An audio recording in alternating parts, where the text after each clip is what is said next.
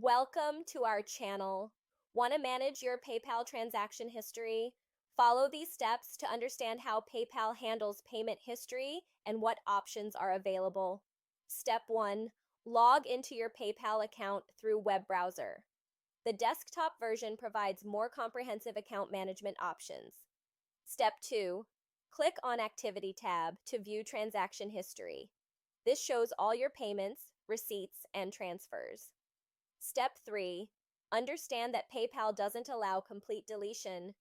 For legal and financial compliance, PayPal must maintain transaction records. Step 4. Archive specific transactions to hide them. Click on a transaction, then select Archive to remove from main view. Step 5. Use filters to customize your view.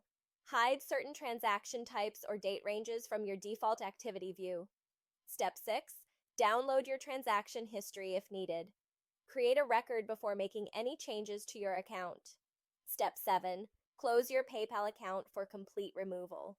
This is the only way to fully remove your data from PayPal's active systems. Step 8. Wait for the legal retention period.